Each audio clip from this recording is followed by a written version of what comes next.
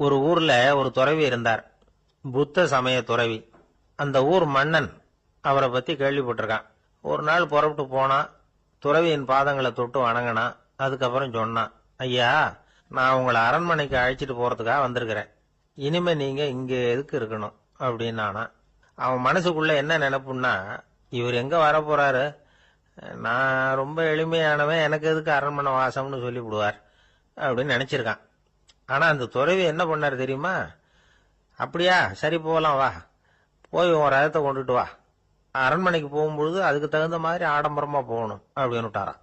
துறவி இப்படி சொன்னதும் அந்த மன்னனுக்கு மனசுக்குள்ள சந்தேகம் வந்துட்டுது. இவர் உண்மையிலேயே துறவி தானா, ஏமாத்து பேர் வழி மாதிரி தெரியுதே அப்படின்னு நினைச்சிருக்கான். இருந்தாலும் இனிமே என்ன பண்றது, சொல்லியாச்சு. ரதத்தை கொண்டுட்டு வந்தான். துறவி ஏறி உக்காந்தார். பக்கத்துல ராஜா. அவரு ரொம்ப உற்சாகமா வரார். இவன் ரொம்ப சோர்ந்து போய் வரான். துறவி மரத்தடியிலேயே வாழ்ந்து பழக்கப்பட்டவர், அரண்மனையில எளிமையா ஒரு இடத்துல உட்காந்துக்குவார் அப்படின்னு நினைச்சான். ஆனா அப்படி இல்ல. அரண்மனைக்கு வந்த உடனே அந்த துறவி அதை கொண்டுட்டு வா, இதை கொண்டுட்டு வான்னு சொல்லி உத்தரவு போட ஆரம்பிச்சுட்டார். அரண்மனையில இருந்தா அரசனை மாதிரி இருக்கணும் அப்படிங்கிறார். ராத்திரி பூரா சௌரியமா தூங்கினார். பகல்ல அரண்மனை தோட்டத்துல உலாவ வேண்டியது, நீச்சல் குளத்துல குளிக்க வேண்டியது, இப்படியே பொழுது போக்கிட்டு இருக்கிறார். அந்த அரண்மனையில துறவி மகிழ்ச்சியா இருக்கிறார். மன்னனால அப்படி இருக்க முடியல. அவருக்கு எந்த கவலையும் இல்ல, இவனுக்கு அரசாங்க கவலைகள். துறவி அப்படி இருக்கிறத இவனால தாங்கிக்க முடியல. ஒரு நாள் அவர்கிட்டே போய், நான் உங்ககிட்ட கொஞ்சம் பேசணும் நானா. துறவி பார்த்தார். நான் இந்த அரண்மனைக்கு வரும்பொழுதே நீ என்னமோ என்கிட்ட கேட்கணும்னு நினைச்ச, ஏன் கால தாமதம், நீ அனாவசியமா உன்னையே தொந்தரவு பண்ணிட்டு இருக்கிற, நீ கவலையா இருக்கேங்கிறது எனக்கு புரியுது. நான் மரத்தடியில் இருந்தப்ப கூட என்னை அடிக்கடி சந்திச்சுக்கிட்டு இருப்ப, ஏதாவது விளக்கம் கேட்கறது உண்டு. இங்க வந்த பிறகு என்னை சந்திக்கிறது கூட அபூர்வமா போயிட்டுது. நீ இப்போ என்ன கேட்க போறேங்கிறது எனக்கு தெரியும், இருந்தாலும் கேள் அப்படின்னாராம். வேற ஒண்ணும் இல்லைங்க, இப்போ உங்களுக்கும் எனக்கு என்ன வித்தியாசம், 2 பேரும் அரண்மனையில தான் இருக்கிறோம். நீங்க மகிழ்ச்சியா இருக்கிறீங்க, நான் அப்படி இருக்க முடியல. இவ்வளவுக்கும் நீங்க முன்னாடி இருந்தது மாதிரி இல்ல. தினமும் தங்க தேர் கேட்கறீங்க, உயர்தரமான ஆடைகள் அணியறீங்க, சுவையான சாப்பாடு. இப்படி இருக்கிறப்போ உங்களுக்கு எனக்கு என்ன வித்தியாசம்? இதுதான் மன்னனுடைய கேள்வி.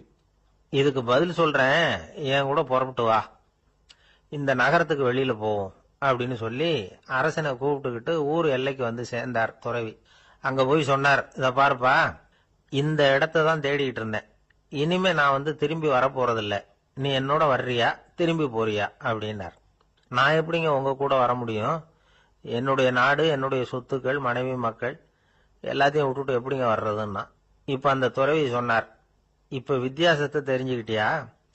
நான் அரண்மனையில இருந்தேன், எல்லாவித பொருள்களும் உடையவனா இருந்தேன், ஆனா எதையும் சொந்தம் கொண்டாடுறவனா இருக்கல. ஆனா நீ அப்படி இல்ல, எல்லாத்தையும் சொந்தம் கொண்டாடிட்டு இருக்கிற. இதுதான் நமக்குள்ள வித்தியாசம் அப்படின்னு சொன்னார். அரண்மனை ஆடைகளை அப்படியே களைஞ்சார், அரசங்கிட்ட கொடுத்தார். உன்னுடைய ஆடைகளை நீயே வச்சுக்கோன்னார். அவர் பாட்டுக்கு நடந்து போனார், திரும்பியே பார்க்கல. அரசனுக்கு அப்பதான் தன்னுடைய அறியாமை விளங்குச்சான். இதுல இருந்து நாம புரிஞ்சுக்க வேண்டியது என்னன்னா, இந்த உலகத்துல எத்தனையோ பொருள்கள், அதையெல்லாம் முறையா பயன்படுத்தினா மகிழ்ச்சி. அதை விட்டுட்டு அதுக்கெல்லாம் சொந்தம் கொண்டாட ஆரம்பிச்சா கவலை. நம்ம ஆட்கள் சொந்தம் கொண்டாடுற விதமே தனி. ஒரு ஆளு இன்னொருத்தங்கிட்ட ஒரு கொடை கடன் வாங்கியிருந்தான், திருப்பி கொடுக்கல. கொடைய கொடுத்தவன் கேட்டான், என்கிட்ட கடன் வாங்கினிய கொடை, அதை கொஞ்சம் திருப்பி தர்றியான்னா. அது உனக்கு இப்போ அவசரமா தேவைப்படுதா அப்படின்னு கேட்டான் இவன். எனக்கு தேவைப்படல, அந்த கொடைய நான் யாருகிட்ட வாங்கியிருந்தேனோ அவனுக்கு இப்போ அது அவசரமா தேவைப்படுது அப்படின்னானா அந்த ஆள். அந்த ஆளுக்கு பேச தெரியாது, அவர்கிட்ட கொஞ்சம் எச்சரிக்கையா நடந்துக்கோ அப்படின்னு சொல்றது உண்டு. அப்படின்னா என்ன அர்த்தம்? அவர் இன்னமும் குழந்தையாவே இருக்கிறாரு, இன்னும் பேச்சு வரலன்னு அர்த்தம்? அப்படி இல்ல, அவருக்கு நாகரிகமா பேச தெரியலன்னு அர்த்தம். பேசுறதுங்கிறது மனுஷனால மட்டுமே முடியக்கூடிய ஒரு காரியம். அப்படி இருந்தும் அதோட பெருமையை அவன் இன்னமும் சரியா புரிஞ்சுக்கலன்னு தான் சொல்லணும். அதனாலதான் அவன் அளவுக்கு அதிகமா வார்த்தைகளை கொட்டி போடுறான்.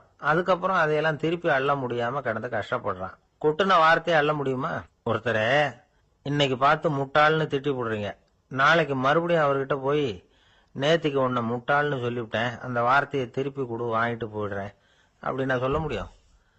அவன் கோபக்காரனா இருந்தா நேத்திக்கு அதை வேற விதமா உங்களுக்கு திருப்பி கொடுத்துருப்பான். உலகத்துல எவ்வளவோ ஜீவராசிகள் இருக்கு, அதுக்கெல்லாம் வாய் இருக்குது. அந்த வாயெல்லாம் எதுக்கு உபயோகம்? சாப்பிட்றதுக்காக. ஆனா நமக்கு இருக்கிற வாய் சாப்பிட்றதுக்காக மட்டும் இல்லை, பேசுறதுக்காகவும் தான். பேச முடியலன்னா வாய் இருந்தா கூட அது வாயில்லா ஜீவன் தான். ஒரு பையனை பார்த்து அது வாய் உள்ள புள்ள பொழைச்சிக்கும் அப்படின்னா மற்ற பையன்களுக்கெல்லாம் முகத்துல வாயே இல்லைன்னு அர்த்தம். அப்படி இல்லை, அந்த பையன் கொஞ்சம் கெட்டிக்காரத்தனமா பேசுவான்னு அர்த்தம்.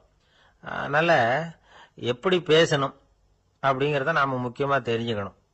இதுக்கு 8 விதமான குறிப்புகளை நம்ம பெரியவங்க சொல்லியிருக்கிறாங்க. பேச்சுக்கு 8 அங்கங்கள் உண்டு அப்படின்னு அவங்க சொல்றாங்க. அதெல்லாம் என்னென்ன அப்படின்னா, உண்மை, நன்மை, அன்பு, நிதானம், இனிமை, ஆழம், சமயமறிதல், சபையறிதல். இந்த 8 தன்மையும் பேச்சில் இருக்கணுமா. இதையே கொஞ்சம் விவரமா சில பேர் போர்டில் எழுதி வச்சிருப்பாங்க. அதாவது எழுத்துலயாவது அதெல்லாம் இருக்கட்டுமே அப்படின்னு நினைச்சு நீங்க கூட சில இடங்கள்ல இதை பார்த்திருக்கலாம். அதாவது உண்மையே பேசுக, நன்மையே பேசுக, அன்பாக பேசுக, நிதானமாக பேசுக, இனிமையாக பேசுக, ஆழமுடையதாக பேசுக, சமயமறிந்து பேசுக, சபையறிந்து பேசுக, இப்படி எழுதி வச்சிருப்பாங்க. இந்த 8 அம்சமும் சரியா பொருந்தி இருந்தாதான் அது பேச்சு. மற்றதெல்லாம் பேச்சாயிடாது. பேச்சு ஒரு சிறந்த கலை. எல்லாத்தையும் விட பேசாம இருந்தும் பழகணும், அது ரொம்ப முக்கியம்.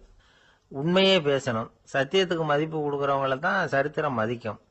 உண்மை பேசினா மட்டும் போதாது, அந்த உண்மையில நன்மை கலந்துருக்கணும். கொலைகாரனுக்கு பயந்துகிட்டு ஒருத்தன் உங்க வீட்டுக்குள்ள ஒளிஞ்சிருக்கிறான். அந்த முரட்ட ஆசாமி கையில அரிவாளோட வந்து அவங்க வந்தானான்னு உங்ககிட்ட கேட்கறான்னு வச்சுங்க.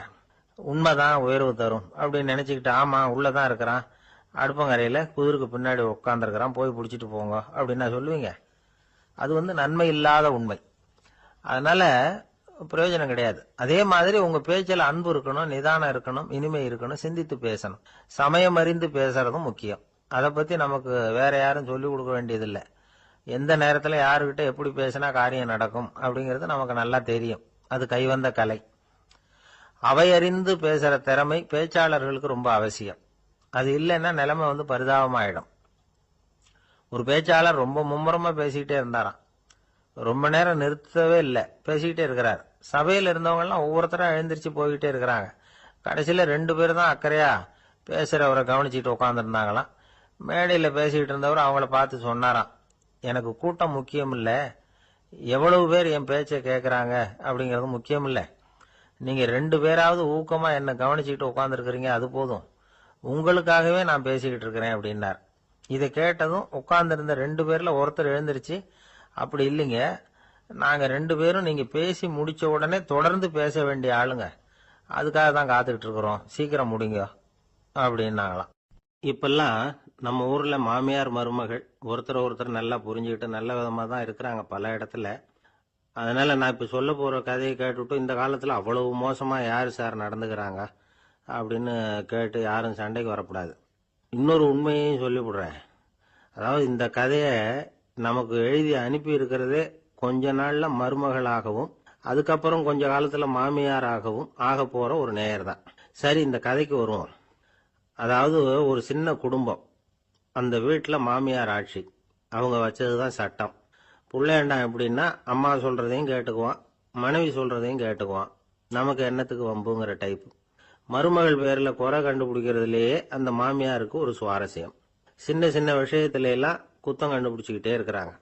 பொதுவா எல்லாரும் எப்படின்னா ஏதாவது ஒரு காரணத்துக்காக சண்டை போட்டுக்கிட்டு இருப்பாங்க. அந்த அம்மா எப்படின்னா ஏதாவது ஒரு சண்டையை போடுறதுக்காக காரணத்தை தேடிட்டு இருப்பாங்க. அப்படி ஒரு மனசு. அந்த மருமக பொண்ணு பாவம் பயந்து பயந்து ஒவ்வொரு காரியமும் செஞ்சுக்கிட்டு வந்தது. இப்படியே பல வருஷம் ஓடி போட்டுது. அந்த மாமியாருக்கும் ரொம்ப வயசாயிட்டுது. இருந்தாலும் அந்த பழைய சுபாவம் மட்டும் மாறவே இல்லை. திடீர்னு ஒரு நாள் பக்கவாதம் வந்து அந்த அம்மாவுக்கு ஒரு பக்கம் கை கால் இழுத்துக்கிட்டுது. வாய் சுத்தமா பேச முடியாம போயிட்டுது. சத்தம் மட்டும் வரும்.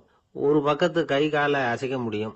பேசுறதெல்லாம் கையால தான், அதாவது கை சைகையால. இப்படிப்பட்ட நிலைமையில கூட அந்த பொண்ணு தண்ணியோ பாலோ இவங்க எதிரில் கொண்டாந்து வச்சா அதை வேணும்னே தட்டி விட்டுட்டு ஒம்பு வளர்க்கறது. அதுக்கப்புறம் அந்த பொண்ணு தரையை சுத்தப்படுத்தும்ல, அதை பார்த்து ரசிக்கிறது. இருந்தாலும் அந்த பொண்ணு இதையெல்லாம் பெருசுப்படுத்தாம ரொம்ப பொறுமையா தான் இருந்தது. ஒரு நாள் வீட்டுல வச்சிருந்த பாலை பூனை குடிச்சிட்டு போட்டுது. வயசான காலத்துல இந்த அம்மா பால் இல்லாம கஷ்டப்படுவாங்களே அப்படின்னு நினைச்சு பக்கத்து வீட்டுல போய் கொஞ்சம் பால் வாங்கிட்டு வந்து காய்ச்சி மாமியார் முன்னாடி கொண்டாந்து வச்சுது அந்த பொண்ணு. வழக்கம் போல அந்த அம்மா பாலை தட்டி விட்டுட்டாங்க. இதை அந்த மருமக பொண்ணு கவனிச்சுட்டுது. இவ்வளவு நாள் பொறுமையா இருந்த இந்த மருமகளுக்கு இன்னைக்கு இதை பார்த்ததும் அசாத்திய கோபம் வந்துட்டுது. கதவுக்கு பக்கத்துல சாத்தி வச்சிருந்த உலக்கையை எடுத்து மாமியார் தலையில போட, அது குறி தவறி கழுத்துல பட, அந்த அம்மா கழுத்தை பிடிச்சிக்கிட்டு ஊன்னு கத்த, இந்த பொண்ணு ஒன்னும் அலட்டிக்காம உலக்கையை எடுத்து மறுபடியும் கதவு பக்கம் சாத்தி வச்சுட்டு அது பாட்டுக்கு நடந்து போயிட்டுது. இருந்தாலும் மனசுக்குள்ள லேசா ஒரு பயம். கணவன் வீட்டுக்கு வந்ததும் என்ன விஷயம்னு கேட்டா எப்படி சமாளிக்கிறது? அன்னைக்குன்னு பார்த்து ரொம்ப நேரம் கழிச்சு வீடு வந்து சேர்ந்தான் கணவன். உடனே அந்த அம்மா புகார் பண்ண ஆரம்பிச்சுட்டுது. பேச்சுதான் வராத, அதனால ஒரு பக்கத்து கையால சைகை காட்டுது. கதவுக்கு பக்கத்துல இருந்த உலக்க பக்கமா கையை நீட்டி காட்டி, அப்படியே அந்த கைய தன் கழுத்துக்கு பின்பக்கமா சுத்தி காட்டி, நாக்க வெளியில நீட்டி நடந்த விஷயத்த புரிய வைக்கிறதுக்கு முயற்சி பண்ணுது. இவனுக்கு ஒன்னும் புரியல. என்ன சொல்றாங்க அம்மா அப்படின்னு மனைவி கிட்ட கேக்குறான். அதுக்கு அந்த பொண்ணு ரொம்ப புத்திசாலித்தனமா, என்னங்க உங்க அம்மா சொல்றது உங்களுக்கு இன்னும் புரியலையா? அவங்க உங்களை பார்த்து என்ன சொல்றாங்கன்னா, ஏண்டா உலக்க மாதிரி நிக்கிற, சாக போற எனக்கு சங்கிலி எதுக்கு, என் கழுத்துல கிடக்குற இந்த சங்கிலியை கழட்டி என் மருமக கழுத்துல போடுறா அப்படின்னு சொல்றாங்க அப்படின்னு தான். ஓ அப்படியா விஷயம்னு சொல்லி அம்மா கழுத்துல இருந்த சங்கிலியை எடுத்து மனைவி கழுத்துல போட்டுட்டு, அம்மா உன் விருப்பப்படியே போட்டாச்சு, இனிமேலாவது நிம்மதியா படுத்து தூங்கு அப்படின்னு சொல்லிவிட்டு உள்ள போயிட்டான். பாத்தீங்களா கதைய? அதனாலதான் மாமியார்கள் சைகை காட்டுறதுன்னா கூட இனிமே ஜாக்கிரதையா இருக்கணும். ஆபீஸ்ல வேலை பார்க்கிற ஒருத்தர் வந்தார். பேசாம ஒரு 10 நாள் லீவு போட்டுடலாமா பாக்குறேன் அப்படின்னார். ஏன்னு கேட்டோம். என்னுடைய மேலதிகாரி ஒரு முசுடு சார், அவர்கிட்ட வேலை பார்க்கறது ரொம்ப கஷ்டமா இருக்குது அப்படின்னார். ஆபீஸ்ல வேலை பார்க்கறவங்க எல்லாம் ஒரு விஷயத்த நல்லா ஞாபகத்துல வச்சுக்கணும். மேலதிகாரிங்கிறவர் ஒரு பெரிய மகான் இல்ல, அவரும் ஒரு மானிட பிறவிதான். சராசரி மனுஷனுக்குள்ள பலம் பலவீனம் ரெண்டும் அவருக்கும் உண்டு. அதனால அவரை கொஞ்சம் அனுசரிச்சு போறதுக்கு பழகிறது தான் நல்லது. மேலதிகாரிகள்ல பல வகை உண்டு. அதுல முக்கியமா 3 வகை. அதுல ஒரு வகை எப்படி தெரியுமா? உங்களை ஒரு வேலை செய்யற மெஷினா மட்டுமே நினைக்கக்கூடிய வகை. இவங்கெல்லாம் எப்படின்னா, எங்கேயாவது வெளியூர் போயிருந்தா கூட அங்கிருந்து போன் பண்ணுவாங்க, அந்த வேலை என்னாச்சு இந்த வேலை என்னாச்சு அப்படின்னு. இவங்களுக்கெல்லாம் உங்க நலனை பத்தியோ உங்க குடும்பத்தை பத்தியோ அக்கறை இருக்காது. நீங்க சொல்ற யோசனை எதுவும் இவங்க கிட்ட எடுபடாது. கொடுத்த வேலையை பாரு, நீ எனக்கு புத்தி சொல்ல வேணாம் அப்படிம்பாங்க. இவங்களை அனுசரிச்சு போறதுக்கு ஒரே வழி, இவங்க எதை சொன்னாலும் சரின்னு சொல்லிவிட்டு வேலையை கவனிக்க வேண்டியதுதான். இவங்க கிட்ட வேற எந்த கேள்வியும் கேட்டுக்கிட்டு இருக்கக்கூடாது. ஆமா சாமி போடுறது கௌரவ குறைச்சல் இல்ல, அது ஒரு அலுவலக சௌகரியம், அவ்வளவுதான். இன்னொரு வகையான மேலதிகாரிகள் எப்படி தெரியுமா? இவங்கெல்லாம் ஆபீஸ் வேலையை பத்தி அதிகமா கவலைப்பட்டுக்கிட்டு இருக்க மாட்டாங்க. தங்களுடைய சொந்த இமேஜ் பாதிக்கப்படக்கூடாதுங்கிறதுலயே கவனமா இருப்பாங்க. இவங்கெல்லாம் அடிக்கடி உங்க நலனை விசாரிப்பாங்க. அதே மாதிரி நீங்களும் அவரை விசாரிக்கணும்னு எதிர்பார்ப்பாங்க. இந்த ரக அதிகாரிகளுக்கெல்லாம் புது வருட வாழ்த்து அனுப்பலாம், பிறந்த நாள் வாழ்த்து அனுப்பலாம். அவருக்கு எங்கேயாவது ஒரு பாராட்டு விழா நடந்தா முதல் வரிசையில போய் உட்காந்து உங்க முகத்தை காட்டலாம். ஆபீஸ் வேலையை மட்டுமே பாக்குற பணியாளர்கள் இது மாதிரி அதிகாரிகள் கிட்ட நல்ல பேர் வாங்க முடியாது. இன்னொரு வகையான மேலதிகாரிகள் உண்டு. அவங்க எப்படின்னா, ஆபீஸ் வேலையை பத்தியும் கவலைப்பட மாட்டாங்க, தனக்கு கீழே வேலை பார்க்கறவங்கள பத்தியும் கவலைப்பட மாட்டாங்க. எக்காரணம் கொண்டும் தன்னுடைய பொசிஷனுக்கு ஆபத்து வந்துடக்கூடாதுன்னே நினைக்கக்கூடியவங்க இவங்க. இவங்களால கடுமையான வேலை செய்யவும் முடியாது, தீர்மானிக்கவும் முடியாது. எந்த முடிவையும் எடுக்காம அப்படியே தள்ளி போட்டுக்கிட்டே போடுவாங்க எல்லாத்தையும். இதனால என்ன ஆகும்னா, இவருக்கு கீழே வேலை பார்க்கிற உங்களுக்கு பொறுப்பு அதிகமாயிடும். இவங்க கிட்ட போய் பிரச்சனையை மட்டும் சொல்லி பிரயோஜனம் இல்லை, அதுக்கான முடிவுகளை நீங்களே சொல்லணும். அப்பதான் இது மாதிரி அதிகாரிகள் கிட்ட நல்ல பேர் வாங்கலாம். அட்லீஸ்ட் கெட்ட பேர் வாங்காமலாவது காலம் தள்ளலாம்.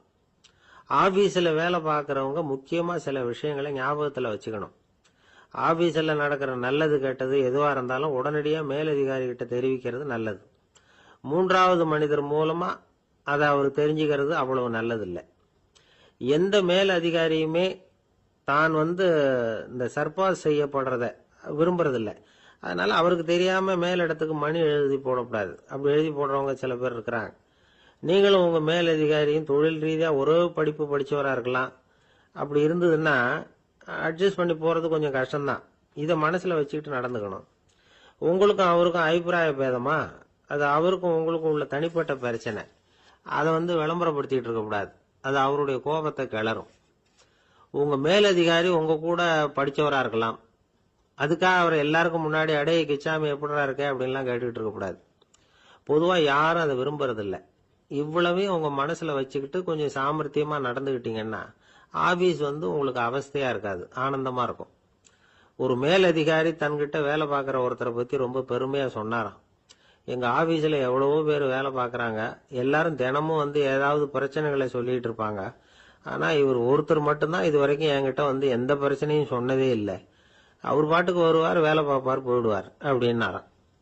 நான் உடனே அவ்வளவு பெருமைக்குரிய அந்த ஊழியரை பார்த்து கேட்டேன், ஏன்பா உன்னுடைய மேலதிகாரி கிட்ட நீ எந்த பிரச்சனையும் கொண்டுகிட்டு போறதே இல்லையாமே அப்படின்னு கேட்டேன். அதுக்கு அவர் சொல்றாரு, ஆமாங்க, அது ஏன்னா அவரால் எந்த பிரச்சனையுமே தீர்க்க முடியாதுங்கிறது எனக்கு நல்லா தெரியும், அதனால அப்படி செய்யறேன், வேற ஒண்ணும் இல்லை அப்படின்னார் ரொம்ப பொறுமையா. ஒரு ஊர்ல ஒருத்தர் இருந்தான். ஒரு நாள் காலையில எழுந்திருச்சான். ஒரு 10 ரூபாய் எடுத்து சட்டப்பையில வச்சுக்கிட்டான். கடை தெருவுக்கு புறப்பட்டான். காய்கறி வாங்கறதுக்காக அவன் போறான். காய்கறி சந்தைக்கு போய் சேர்ந்தான். கத்திரிக்காய் 4 கிலோ கொடுங்கன்னா கொடுத்தாங்க. காசு கொடுக்கறதுக்காக சட்டப்பையில கையை விட்டான். பணத்தை காணும். 10 ரூபாய் சட்டப்பையில வச்சுக்கிட்டு தான் வந்தான். அது இப்ப அங்க இல்ல. வழியில் எங்கேயும் அது விழுந்துட்டு போல்ருக்கு. அல்லது யாராவது திருடர்கள் தெரியாம அதை எடுத்துக்கிட்டு போட்டாங்களா என்னன்னு தெரியல. எப்படியோ 10 ரூபாய் அவன் இழந்துட்டான். கையில காசு இல்ல. அதனால கத்திரிக்காயை திருப்பி கொடுத்துட்டு கவலையோட வீட்டுக்கு திரும்பி வந்தான். அதையே நினைச்சுக்கிட்டு இருந்தான். அவனுக்கு துக்கம் அதிகமா போச்சு. அழ ஆரம்பிச்சுட்டான். காய்கறிகள் வாங்கிட்டு வந்து ஆனந்தமா சமைச்சு சாப்பிடலாம்னு நினைச்சோம், அது முடியாம போச்சேங்கிற கவலை அவனுக்கு. அதனால அதை மறக்கவே முடியல. இது நடந்து கொஞ்ச நாள் ஆச்சு. அதே மனுஷன் இன்னொரு நாள் அதே மாதிரி புறப்பட்டான். பணத்தை எடுத்து பையில வச்சுக்கிட்டான். காய்கறி சந்தையை நோக்கி போய்கிட்டு இருக்கிறான். இப்போ வழியில ஒரு ஏழை பையனை பார்த்தான். தம்பி எங்க போற அப்படின்னு கேட்டான். ஐயா பள்ளிக்கூடத்துக்கு போயிட்டு இருக்கிறேன் அவன். சரி, அதுக்கே இவ்வளவு கவலையோட போயிட்டு இருக்கிற அப்படின்னு விசாரிச்சான் அவன். ஐயா நான் ரொம்ப ஏழை, வீட்டுல வசதி இல்ல, பரீட்சைக்கு பணம் கட்டணும், இன்னைக்கு கடைசி நாள், என்ன செய்யறதுன்னு தெரியலன்னா. இவன் பார்த்தான். தாங்கிட்ட இருக்கிற பணத்தை எடுத்து அந்த பையன்கிட்ட கொடுத்தான். இதை வச்சுக்கோ, உடனே பணத்தை கட்டு, நல்லா படி, பரீட்சை எழுது அப்படின்னு சொல்லிவிட்டு திரும்பி வந்துட்டான். வெறுங்கையோட திரும்பி வந்தும் வீட்டுல கேக்குறாங்க எங்க காய்கறின்னு வழக்கம் போல கேட்டாங்க. இவன் நடந்ததை சொன்னான். இப்போ வீட்டுல இருந்தவங்க அவங்கிட்ட ஒரு கேள்வி கேட்டாங்க. ஏங்க இதே மாதிரி முன்னாடி ஒரு தடவை காய்கறி வாங்க போய் வெறுங்கையோட திரும்பி வந்தீங்க, இப்பவும் வெறுங்கையோட தான் திரும்பி வந்திருக்கிறீங்க, ஆனா முன்னாடி வந்தப்போ வருத்தமா இருந்தீங்க, இப்போ உங்க முகத்துல வருத்தம் தெரியலையே அப்படின்னு கேட்டிருக்கிறான். அதாவது வீட்டுல இருக்கிறவங்க கேட்டாங்களாம். இப்போ அந்த மனுஷன் யோசிக்க ஆரம்பிச்சானா, இந்த 2 நிகழ்வுகளுக்கு என்ன வித்தியாசம்? போன தடவை அவன் பணத்தை இழந்தான், இந்த தடவை அவன் பணத்தை இழந்திருக்கிறான். போன தடவை யாரோ திருடிட்டு போயிட்டாங்க, இந்த தடவை அவனாவே ஒரு பையன் பேர்ல இறக்கப்பட்டு எடுத்து கொடுத்துருக்கிறான். அன்னைக்கு பணம் போயிட்டுதேன்னு வருத்தமா இருந்தது, இன்னைக்கு பணம் போனாலும் மனசுக்கு மகிழ்ச்சியா இருக்கு, நிறைவா இருக்கு. கொஞ்சம் யோசிச்சு பாருங்க. பணத்தை இழந்தது மகிழ்ச்சிக்கோ வருத்தத்துக்கோ காரணமா இருக்க முடியாது. அப்படின்னா வேற எது காரணம்? அன்றைக்கு வந்து பணத்தை இழந்துட்டேன்னு அழுதான், இன்றைக்கு பணத்தை இழந்தாலும் மகிழ்ச்சியா இருக்கிறான். ஆகவே மகிழ்ச்சிக்கும் துக்கத்துக்கும் இழப்பு காரணம் அல்ல, இழப்பு பற்றிய நம்முடைய அறிவு தான் காரணம் அப்படிங்கிறது பெரியவர்களுடைய கருத்து. எந்த பொருளும் நமக்கு வந்து கவலையை உண்டு பண்றதில்ல, அந்த பொருள் பேர்ல நாம வைக்கிற பற்று தான் கவலையை உண்டு பண்ணுது. பொருள்கள் வந்து நம்ம விட்டுட்டு போயிட்டா நாம அழுதுகிட்டு இருக்கிறோம், நாமே அதுகளை விட்டுட்டு வந்துட்டா மகிழ்ச்சியா இருக்கிறோம். இந்த உண்மையை புரிஞ்சுக்கிட்டு நம்முடைய வாழ்க்கையை நல்ல விதமா அமைச்சுக்கணும். ஒரு ஆள் அழுதுகிட்டு இருந்தான். ஏண்டா அழுகுறேன்னு கேட்கிறார் ஒருத்தர். இழக்கிறதுக்கு எதுவும் இல்லை, அதனால அழறேன்னா. என்னடா சொல்றேன்னார். கிட்ட வாங்க சொல்றேன்னா. இந்த மணி பர்ஸை வேற ஒருத்தன் பாக்கெட்ல இருந்து திருடனேன், அப்புறம் தான் புரிஞ்சுது அவங்கிட்ட இழக்கிறதுக்கு எதுவும் இல்லைங்கிறது. ஆமாங்க, இது காலி பர்ஸ், அதனால இப்ப அழுதுகிட்டு இருக்கிறேன், திருடியும் பிரயோஜனம் இல்லை அப்படின்னு சொல்லிவிட்டு அழுதானா. ஒரு ஊர்ல ஒரு புகழ்பெற்ற பத்திரிகையாளர் இருந்தார். அவர் ஒரு நாள் திடீர்னு இறந்து போயிட்டார். அதுக்கப்புறம் நேரா சொர்க்கத்துக்கு போனார். சொர்க்கத்தின் வாசல்ல நின்றுகிட்டு இருந்த ஒருத்தர் அவரை தடுத்தார். இத பாரு, ஏற்கனவே இங்க 12 பத்திரிகையாளர்கள் இருக்கிறாங்க, அவங்களுக்கே இங்க வேலை இல்லை. அதுக்கு என்ன காரணம்னா, சொர்க்கத்துல திடுக்கிடும் செய்திகள்லாம் ஒன்றும் கிடையாது, அப்படி என்ன இருக்க போகுது இங்க எல்லாம் அது ஒழுங்கா நடந்துகிட்டு இருக்கும். எல்லாம் ஒழுங்கா நடந்தா பத்திரிகைகளுக்கு சுவாரஸ்யமான கொலை கொள்ளை தீ வைப்பு இது மாதிரி எதுவும் இங்க இல்லை. ஏற்கனவே இங்க இருக்கிறவங்க எல்லாரும் மரத்தடியில் உட்காந்துக்கிட்டு தியானம் பண்ணிட்டு இருக்கிறாங்க. அந்த ஒரே செய்தி தான் தினமும் இங்க வந்துகிட்டு இருக்குது. அதை படிக்கிறதுக்கே இங்க ஆள் கிடையாது. அதனால நான் என்ன சொல்றேன்னா, நீ பேசாம நரகத்துக்கே போயிடு. அங்க எவ்வளவோ நிகழ்ச்சிகள் நடந்துகிட்டு இருக்கு, அங்கதான் அதிகமான பத்திரிகையாளர்கள் தேவைப்படுறாங்க, அங்க உனக்கு நிறைய வேலை இருக்கும், அதை செய்யறதில்ல, நீயும் மகிழ்ச்சியா இருக்கலாம் அப்படின்னு சொன்னாராம். அங்க அந்த சொர்க்கத்தின் வாசல்ல நின்றுகிட்டு இருந்தவர். இந்த பத்திரிகையாளர் அங்கேயே நின்று கொஞ்சம் யோசனை பண்ணார். இவருக்கு சொர்க்கத்திலே இருக்கணும்னு தான் ஆசை. அதனால மெதுவா அவர்கிட்ட பேசினாராம். ஐயா, என்ன ஒரு 24 மணி நேரம் இங்க உள்ள இருக்கிறதுக்கு அனுமதி கொடுங்க. இங்க இருக்கிற பல பத்திரிகையாளர்களை எனக்கு தெரியும். அவங்கள சில பேரை சமாதானப்படுத்தி மெதுவா பேசி நரகத்துக்கு அனுப்பி வச்சுடுறேன். நான் இங்க இருந்துக்கிறேன். உங்க கணக்குப்படி 12 பேருக்கு மேல இங்க தாண்டாது, அப்படி பாத்துக்கிறேன் அப்படின்னாராம். அவரும் யோசனை பண்ணி பார்த்துட்டு, சரி அப்படியே உனக்கு அனுமதி கொடுக்குறேன், ஆனா ஒரு விஷயம், 24 மணி நேரம் தான் அனுமதி, அதுக்குள்ள எல்லாம் நடக்கணும் அப்படின்னு இருக்கார். சரின்னு சொல்லிவிட்டு இந்த பத்திரிகையாளர் உள்ள போனார். யோசனை பண்ணார். திட்டம் போட்டு ஒரு பொருளையை கிளப்பி விட்டார். சக பத்திரிகையாளர்களை எல்லாம் கூப்பிட்டு சொன்னாராம், இந்த பாருங்க, நரகத்துல ஒரு பெரிய தினசரி பேப்பரை கொண்டுகிட்டு வர்றதுக்காக திட்டம் போட்டுக்கிட்டு இருக்காங்க. அதுக்கு பல அதிகாரிகள் தேவைப்படுறாங்க. நிறைய சம்பளம் கிடைக்கும். யார் யாரெல்லாம் நரகத்துக்கு போக ஆசைப்படுறாங்களோ அவங்க எல்லாம் போகலாம் அப்படின்னு ஒரு பொருளையை கிளப்பி விட்டார். 24 மணி நேரம் கழிச்சு வாசல் பக்கம் போனார். அங்க இருந்தவர்கிட்ட எத்தனை பேர் வெளியேறினாங்கன்னு விசாரிச்சாராம். அப்போ அவர் இவரை, நீ வெளியே போகக்கூடாது, முதல்ல உள்ளதான் இருக்கணும் அப்படின்னு தடுத்தாராம். அப்புறம் சொன்னாராம், நீ சொன்ன செய்தியை கேட்டதும் இங்க இருந்த எல்லா பத்திரிகையாளர்களுமே நரகத்துக்கு போயிட்டாங்கப்பா, உள்ள யாருமே இல்லை, அதனால நீ உள்ளே இருக்கலாம் அப்படின்னாராம். இதை கேட்டதும் இந்த பத்திரிகையாளரே குழம்பி போயிட்டார். ஒருவேளை உண்மையிலேயே நரகத்துல புதுசா பத்திரிகை ஏதாவது ஆரம்பிக்க போறாங்களோ அப்படின்னு அவரே நினைக்க ஆரம்பிச்சுட்டாராம். அப்புறம் சொன்னாராம், ஐயா என்னை விட்டுருங்க, நான் நரகத்துக்கே போயிடுறேன், அங்க ஏதோ விசேஷம் இருக்கணும் அப்படின்னாராம். இல்லைன்னா இத்தனை பேரும் ஒட்டுமொத்தமா அங்க போறதுக்கு சான்ஸே இல்லை, என்னை தடுக்காதீங்கன்னு கெஞ்ச ஆரம்பிச்சுட்டாராம். மற்றவங்க நம்பணுங்கிறதுக்காக ஒரு பொருளையை கிளப்பி விட்டார். கடைசியில தானே அந்த பொருளைக்கு ஆளாயிட்டார். அதாவது பிறரை ஏமாற்றிய அவரது மனம் கடைசியில் அவரையே ஏமாத்த ஆரம்பிச்சுட்டு பாருங்க. நீங்க இப்படி அடுத்தவங்களை ஏமாத்துறதுக்கு உங்க மனசை பழக்கப்படுத்துறீங்க, ஆனா கடைசியில் அதனால நீங்களே ஏமாற்றப்படுகிறீர்கள் அப்படிங்கிறது பெரியவர்களுடைய புத்திமதி. அதனால உங்க மனசுகிட்ட ரொம்ப எச்சரிக்கையா இருங்கோ அப்படிங்கிறாங்க. நம்ம ஆளுங்க அங்க போய் என்ன சொல்லுவாங்கன்னா, இந்த பாரு அங்க போவாத இங்க போவாதன்னு பயமுறுத்துறது உண்டு. சில பேர் அங்க பேய் இருக்குது, பிசாசு இருக்கு அப்படின்னு பொருளையை கிளப்பி விடுறது உண்டு. இருட்டு நேரம், காட்டு வழியா ஒருத்தன் போயிட்டு இருக்கிறான். அங்க பேய் பிசாசு நடமாட்டம் இருக்கிறதாக வதந்தி. இவன் பயந்துகிட்டே வேகமா போறான். காடு முடிஞ்சு மெயின் ரோட்டுக்கு வந்து சேர்ந்தான். அப்பாடா, ஒரு பஸ் நின்றுட்டு இருக்கு தனியா. இருட்டுல லேசா தெரிஞ்சது.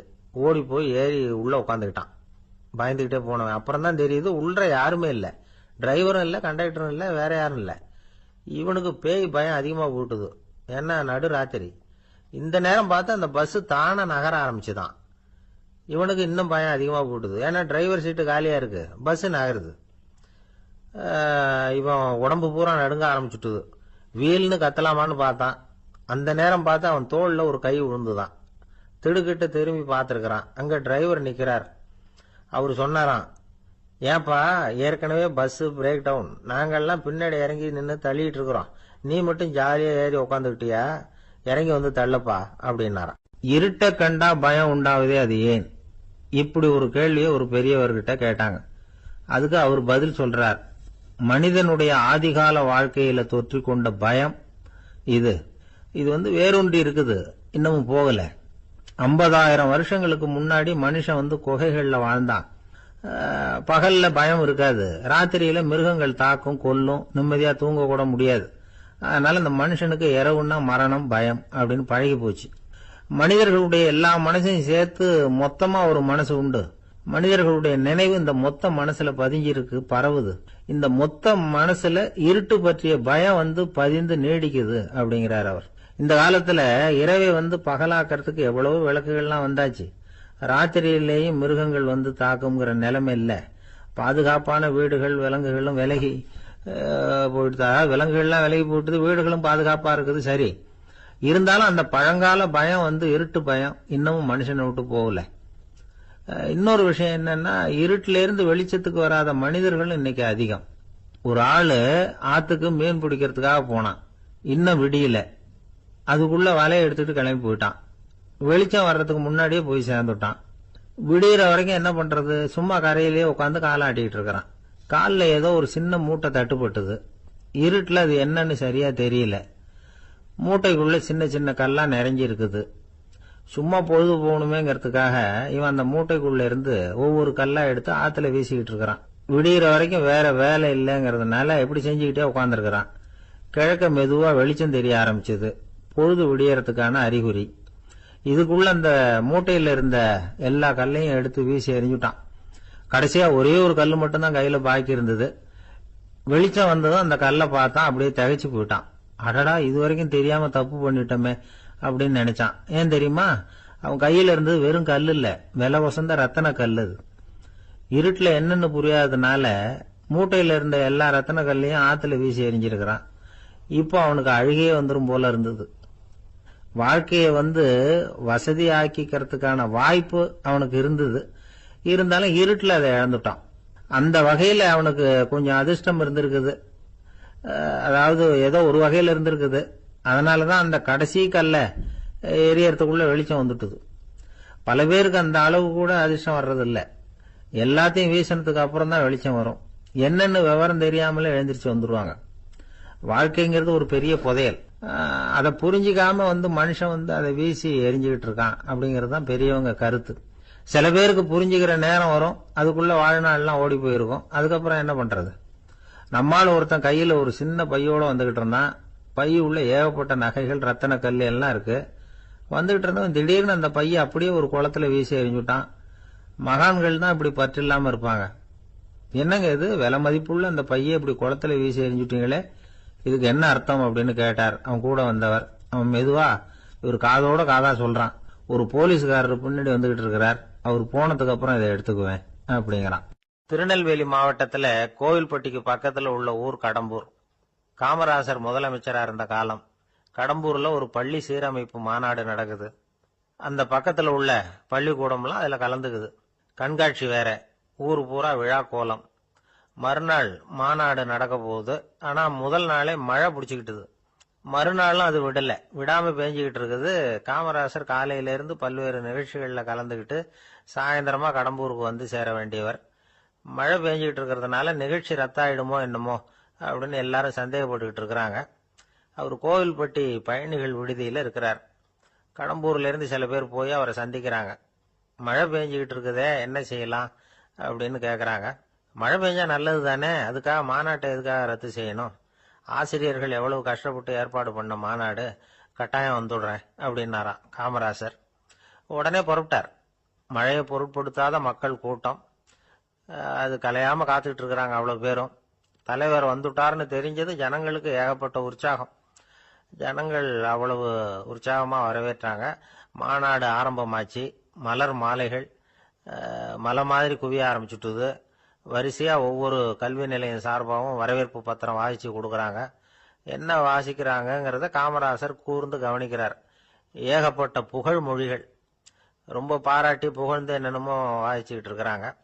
கொடை வள்ளலே, குணக்குன்றே, மலையே, கடலே, இப்படி தமிழ் மொழியில பாராட்டுறதுக்கு எத்தனை வார்த்தைகள் உண்டோ அத்தனையும் அதுல சேர்த்திருக்கிறாங்க. காமராசர் பொறுமை இழந்துட்டார். போதும் போதும், உங்க எல்லாரையும் பார்த்து 2 வார்த்தை பேசிட்டு போறதுக்காக தான் நான் வந்திருக்கிறேன். எல்லாரும் மழையில சிரமப்பட்டு நின்றுகிட்டு இருக்கிறீங்க. இப்படி என்ன புகழ்ந்து படிச்சுக்கிட்டே இருந்தா எப்படி அப்படின்னாராம். அதுக்கப்புறம் பேசி முடிச்சிருக்கிறார். மாநாட்டு நிகழ்ச்சிகள் முடிஞ்சதும் இன்னொரு நிகழ்ச்சியில கலந்துக்கிறதுக்காக புறப்பட்டாராம். ஒரு திறந்த ஜீப்ல அவரை ஊர்வலமா அழைச்சிக்கிட்டு போயிருக்கிறாங்க. தெருவில் 2 பக்கமும் ஏகப்பட்ட கூட்டம். அங்கங்க ஜீப்பை நிறுத்தி ரோஜா மாலை, ஜருக மாலை இப்படி போட்டுக்கிட்டே இருக்கிறாங்க. அதையெல்லாம் அப்படி அப்படியே வாங்கி அங்கங்க நின்றுகிட்டு இருந்த குழந்தைகள்கிட்டையும் தாய்மார்கள்கிட்டையும் கொடுத்துக்கிட்டே போறார். அந்த சமயத்துல கூட்டத்துக்கு அப்பால ஒரு பெரியவர் கையில ஒரு மல்லிகை சரத்தோட நின்றுட்டு இருக்கிறார். அவரால் முண்டி அடிச்சுக்கிட்டு முன்னால வர முடியல.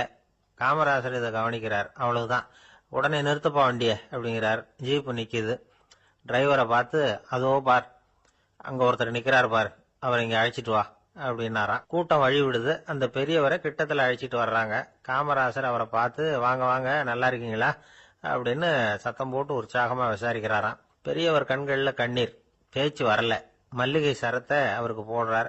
கொஞ்ச நேரம் அவர்கிட்ட பொறுமையா பேசிக்கிட்டு இருந்துட்டு அவரை அனுப்பி வைக்கிறார் காமராசர். பெரியவர் போனதுக்கு அப்புறம் காமராசர் பக்கத்துல இருந்தவங்க கிட்ட சொல்றார் அந்த பெரியவரை பத்தி. அந்த காலத்துல ரொம்ப கஷ்டப்பட்டவர் இவரு, ஜெயிலுக்கு போனவர் அப்படின்னு ரொம்ப உருக்கமா நெகிழ்ந்து போய் சொல்றார். இதுல ஒரு விஷயத்த கவனிங்க. தன்னை புகழ்ந்து படிக்கப்பட்ட வாழ்த்து மடலை படிக்க வேணாம்னு தடுத்து நிறுத்தினார். எங்கேயோ ஒரு மூலையில கையில ஒரு 4 முழம் மல்லிகை சரத்தோட ஒதுங்கி நின்றுகிட்டு இருந்த அந்த தொண்டரை அவ்வளவு பெரிய கூட்டத்துக்கு நடுவுலையும் தேடி கண்டுபிடிச்சி கிட்டத்துல கூப்பிட்டு அவர் கொடுத்த அன்பு மாலையை வாங்கி கழுத்துல போட்டுக்கிட்டார். அதுதான் காமராசர். தோல்விகள் கூட அவரை கொஞ்சம் கூட பாதிச்சதில்லை. ஒரு பொது தேர்தலில் அவர் தோத்து போறார். தொண்டர்கள்லாம் அழறாங்க. அதுல ஒருத்தர் மெதுவா காமராசர் கிட்ட போய், என்ன தலைவரே, நீங்க கூட தோத்து போயிட்டீங்களே அப்படின்னு கலக்கமா சொல்லி இருக்கிறார். அதுக்கு காமராசர், நான் கூட தோத்து போறதுக்கு பேர் தான்ப்பா ஜனநாயகம் அப்படின்னாராம். ஒரே ஒரு ஊர், அந்த ஊருக்கு பேரு கொடையாளிப்பட்டி. அந்த பேருக்கு தகுந்த மாதிரி தான் அந்த ஊர் மக்களும். யார் என்ன கேட்டாலும் இல்லைன்னு சொல்லாம கொடுப்பாங்க. கொடையாளிகள் நிறைந்த ஊர். இனாமா மட்டும் இல்ல, கடனாவும் பணம் கொடுப்பாங்க. யாருக்காவது அவசரமா பணம் தேவைப்பட்டதுன்னு வச்சுக்கோங்க, அந்த ஊருக்கு போய் வாங்கிக்கலாம். பத்திரம் தேவையில்லை, சாட்சி தேவையில்லை, ஜாமீன் தேவையில்லை, எந்த உத்தரவாதமும் கேட்காம பணம் கொடுத்துருவாங்க. நம்மால் ஒருத்தனுக்கு பணம் தேவைப்பட்டது. சொந்த பந்தம்லாம் கேட்டு பார்த்தா யாரும் கொடுக்கற வழியா தெரியல. எல்லாரும் அவங்கவுங்க சௌரியத்தை பாக்குறவங்க, அடுத்தவங்க சௌரியத்தை பத்தி கவலைப்படாதவங்க. இவன் எல்லாரையும் கேட்டு பார்த்துட்டு சோர்ந்து போய் உக்காந்துட்டான். அந்த நேரம் தான் கொடையாளிப்பட்டியை பத்தி கேள்விப்பட்டான். அப்படி ஒரு ஊர் இருக்கிறது தெரிஞ்சதும் அந்த ஊருக்கு வழி கேட்டுக்கிட்டு ஒரு நாள் புறப்பட்டு போனான். வயல்காட்டு வழியா போக வேண்டியிருந்தது. மெதுவா நடந்து ஊர் எல்லைக்கு வந்துட்டான். 2 பக்கமும் விவசாய வேலைகள் மும்முரமா நடந்துகிட்டு இருக்குது. ஏறு உழுதுகிட்டு இருக்கிறாங்க. அப்ப அங்க ஒரு ஆளை பாம்பு கடிச்சுட்டுது. பக்கத்துல வேலை செஞ்சுக்கிட்டு இருந்தவங்க ஓடி வந்தாங்க. அவசரமா செய்ய வேண்டிய முதல் உதவியெல்லாம் செஞ்சு பார்த்தாங்க. பலன் இல்லை. அந்த ஆள் செத்து போட்டான். அவன் செத்து விட்டான்னு தெரிஞ்சதும் அவனை தூக்கி வரப்பு மேல போட்டுட்டு எல்லாரும் அவங்கவுங்க வேலையை கவனிக்க ஆரம்பிச்சிட்டாங்க. அங்க ஒரு ஆளு இவனை பார்த்து சொன்னான், ஐயா, நீங்க போற வழியில இவன் சொந்தக்காரன் இவனுக்கு சோறு கொண்டுகிட்டு வருவான். இவன் இங்க செத்துட்டான்னு அவன்கிட்ட சொல்லிவிடுங்க அப்படின்னா. இவனுக்கு ரொம்ப ஆச்சரியம். என்னடா இது, பாம்பு கடிச்சுட்டுதுன்னதும் பதறி அடிச்சுக்கிட்டு ஓடி வந்தாங்க, செத்துட்டான்னதும் பேசாம தூக்கி போட்டுட்டு போயிட்டாங்க அப்படின்னு நினைச்சுக்கிட்டே நடந்து போறான். எதிரில் சோறு கொண்டுகிட்டு ஒரு ஆள் வந்தான். இவன் விவரத்தை சொன்னான். அங்க உங்க சொந்தக்காரன் பாம்பு கடிச்சு செத்து போட்டான் அப்படின்னா. அவன் கொஞ்ச நேரம் அமைதியா நின்னான். அதுக்கப்புறமா அங்கேயே வரப்புல உட்காந்து கொண்டுகிட்டு வந்த சோத்தை தானே சாப்பிட்டு முடிச்சான். பேசாம எழுந்திரிச்சு திரும்பி போயிட்டான். கொஞ்சம் கூட பதறல, அழல. இப்படியும் ஒரு ஊரா அப்படின்னு நினைச்சு ஆச்சரியப்பட்டுக்கிட்டே இவன் ஊருக்குள்ள போனான். ஒரு பெரிய மனுஷனை பார்த்து பணம் கேட்டான். அவரும் இவனோட பேரையும் ஊரையும் மட்டும் விசாரிச்சுக்கிட்டு தேவையான பணத்தை கொடுத்துட்டார். பணத்தை வாங்கிட்ட பிறகு தன்னுடைய மனசை அரிச்சுக்கிட்டு இருந்த அந்த விஷயத்தை பத்தி கேட்டான். ஐயா, வழியில ஒருத்தன் செத்துட்டான், அவனை அப்படியே தூக்கி வரப்புல போட்டுட்டு எல்லாரும் வயல்வெளி வேலைகளை பார்த்துக்கிட்டு இருக்கிறாங்களே அப்படின்னா. இதுக்கு அந்த பெரியவர் சொன்னார், ஆமா, அப்படித்தான் செய்வோம். வேலை முடிஞ்சு வீட்டுக்கு திரும்புறப்ப அவனை தூக்கிட்டு அடக்கம் பண்ணிடுவோம் அப்படின்னார். ரொம்ப ஆச்சரியமா இருக்கு அப்படின்னா. ஏன் உங்க ஊர்ல யாராவது செத்துட்டா என்ன பண்ணுவீங்க அப்படின்னு கேட்டார். என்ன இப்படி கேக்குறீங்க, எங்க ஊர்ல எல்லாம் பணத்தை தூக்க விட மாட்டாங்க, ஒப்பாரி வைப்பாங்க, கட்டி புரண்டு அழுது புலம்பி தீத்துருவாங்க அப்படின்னா. இவன் பெரியவர் பார்த்தார். அவங்கிட்ட கொடுத்த பணத்தை லபக்குன்னு பறிச்சுக்கிட்டார். திருப்பி வாங்கிட்டார். இவன் பதறி போய் நிக்கிறான். அவரு சொன்னார், பணத்தையே விட மாட்டேன்னு கட்டுப்பிடிச்சு அழுதா நான் கொடுத்த பணத்தை மட்டும் எப்படி திருப்பி கொடுக்க போற, போயிட்டு வா அப்படின்னு விரட்டி விட்டாராம். இந்த கதையை நண்பர் ஒருத்தர் சொன்னார். கதை வேடிக்கையா தெரிஞ்சா கூட இதுல கருத்து உண்டு. பணம் பிணம் இது ரெண்டையுமே விடுறதுக்கு அவ்வளவு சுலபமா மனம் வர்றதில்லை. இந்த 2 விஷயங்கள்லயும் அறிவார்ந்த செயல்பாடு தேவை. ஒரு பேருந்து மரத்துல மோதி விட்டது. எல்லாரும் அடிபட்டு முனைகிட்டு கிடக்குறாங்க. டிரைவர், கண்டக்டர் இவங்களுக்கும் அடி. அவங்களும் ஒரு பக்கம் கிடக்குறாங்க. ஒரு மூலையில கிடக்கிற ஒருத்தன் மெதுவா முக்கி முனகி கண்டக்டர்னு சத்தம் போடுறான். கண்டக்டர் மெதுவா நகர்ந்து அவங்கிட்ட போய் என்னன்னு விசாரிக்கிறார். அவன் ரொம்ப சிரமப்பட்டு வாயை திறந்து ஒரு 15 காசு சில்லற பாக்கி அப்படின்னானா. ஒரு கடற்கரை ஓரம், அங்க ஒரு சின்ன கிராமம். அந்த கிராமத்துல ஒரு சின்ன பள்ளிக்கூடம். கடற்கரை ஓரத்துல உள்ள ஒரு விடுதியில ஓய்வுக்காக ஒருத்தர் தங்கி இருக்கிறார். பள்ளிக்கூடத்துல ஏதோ விழா நடக்கிறது மாதிரி தெரிஞ்சது. உடனே அவர் அந்த பக்கமா வந்தார். இங்க என்ன நடக்குதுன்னு விசாரிச்சார். பள்ளி ஆண்டு விழா நடக்குதுன்னாங்க. உடனே போனார். கண்காட்சி ஒன்று வச்சிருந்தாங்க. உள்ள போய் பார்த்தார். பள்ளிக்கூடத்துல படிக்கிற மாணவர்களை சொந்தமா தயார் பண்ண பொருள்களை காட்சிக்கு வச்சிருக்கிறாங்க. அந்த ஊர் மக்கள்லாம் அதை கூட்டம் கூட்டமா போய் பார்த்துக்கிட்டு இருக்கிறாங்க. இவரும் ஆர்வமா அதையெல்லாம் பார்த்துக்கிட்டே போறார். ஒரு இடத்துல ஒரு சின்ன ரயில் செஞ்சு வச்சிருந்தாங்க, மாணவர்களே தயார் பண்ணது. மின்சாரத்தால் அது ஓடுறது மாதிரி பண்ணி வச்சிருந்தாங்க. அதுல ஒரு சின்ன பொத்தான் இருக்கும், அதை அமுக்குனா ரயில் ஓடும், சுத்தி சுத்தி வரும். மாணவர்கள் எதிரில் நின்று அதுக்கு விளக்கம் கொடுத்துக்கிட்டு இருக்கிறாங்க. இவரு அதை கவனிச்சார், ரயில் ஓடுறத பார்த்தார். அங்க நின்றுகிட்டு இருந்த மாணவர்கள் கிட்ட விளையாட்டா கேட்டார், ஏன்பா இந்த ரயில் எதனால ஓடுது அப்படின்னு கேட்டார் இவரு. சக்தியினால ஓடுது அப்படின்னாங்க மாணவர்கள். அது என்ன சக்தின்னு கேட்டார். அதுக்கு பேரு மின்சாரம் அப்படின்னாங்க. சரி, நீங்க மின்சாரத்தை பார்த்துருக்கிறீங்களா அப்படின்னார். நாங்க பார்த்தது இல்லைங்க, ஆனா இதை செய்யறதுக்கு எங்களுக்கு உதவி பண்ண ஆசிரியர் ஒரு பட்டதாரி, ஒரு கால் அவர் பார்த்துருக்கலாம் அப்படின்னாங்க. அவர் எங்க இருக்காருன்னு கேட்டார். இதோ அழைச்சிட்டு வர்றோம்னு ஓடினாங்க. அவர் அழைச்சிட்டு வந்தாங்க. அவர்கிட்ட ஒரு பெரியவர் கேட்டார், மின்சாரத்தை நீங்க பார்த்துருக்கிறீங்களா அப்படின்னு. மின்சாரத்தை பார்க்கறதாவது நான் பார்த்ததே இல்லை. நான் பார்த்தது அது செயல்படுற விதத்தை தான். அது விளக்க எரிய வைக்குது, ரயில ஓட வைக்குது, இது மாதிரி எத்தனையோ எந்திரங்களை செயல்பட வைக்குது. ஆனா உண்மையிலேயே அது என்னன்னு எனக்கு தெரியாது. ஒருவேளை இந்த பள்ளிக்கூடத்து தலைமை ஆசிரியருக்கு தெரிஞ்சிருக்கலாம், ஏன்னா அவர் ஒரு மேல்நிலை பட்டதாரி அப்படின்னாராம் அவரு. சரின்னு போய் தலைமை ஆசிரியரை கூப்பிட்டுக்கிட்டு வந்தாங்க. அவர்கிட்டயும் இதே கேள்வி கேட்டாராம் அவரு. மன்னிக்கணும், இந்த கேள்வி இதுவரைக்கும் யாரும் என்கிட்ட கேட்டதில்ல. சக்தியை யாரும் பார்க்க முடியாது, ஆனா அது செயல்படும் விதத்தை தான் பார்க்க முடியும் அப்படின்னாராம் அவரு. இப்போ இதுவரைக்கும் கேட்டுக்கிட்டு இருந்த பெரியவர் சிரிச்சார். சிரிச்சுட்டு சொன்னாராம், சரி அதுக்காக ஒன்றும் கவலைப்படாதீங்க, என்னுடைய பெயர் தாமஸ் ஆல்வா எடிசன் அப்படின்னாராம். இதை கேட்டதும் அங்க இருந்தவங்களுக்கெல்லாம் அதிர்ச்சி, ஆச்சரியம். என்னது, நீங்க தானா எடிசன்? நீங்க எவ்வளவு மின்சார கருவிகளை உண்டாக்கி இருக்கிறீங்க, நீங்களா இந்த கேள்வியை கேட்டது அப்படின்னாங்களாம். ஆமா, நான் தான் கேட்கிறேன், ஏன்னா நானே மின்சாரத்தை பார்த்தது கிடையாது அப்படின்னாராம் அவரு. அன்புங்கிறது இப்படிப்பட்டதுதாங்கிறார் ஓஷோ. அன்புங்கிறது நம்ம உடற்கூறு அமைப்பில் இல்லை, அது நம்ம உடம்புல உள்ள சுத்த சக்தியின் வெளிப்பாடு. அதை உணரத்தான் முடியுமே தவிர பார்க்க முடியாது. அன்பே உன்னை நான் என் இருதயத்தில் வச்சிருக்கிறேன் அப்படின்னு எல்லாம் சொல்லுவான். இதெல்லாம் சும்மா. இது டாக்டர்கள் சொல்ற இருதயம் கிடையாது. அது ரத்தத்தை தள்ளுகிற ஒரு கருவி, அவ்வளவுதான்.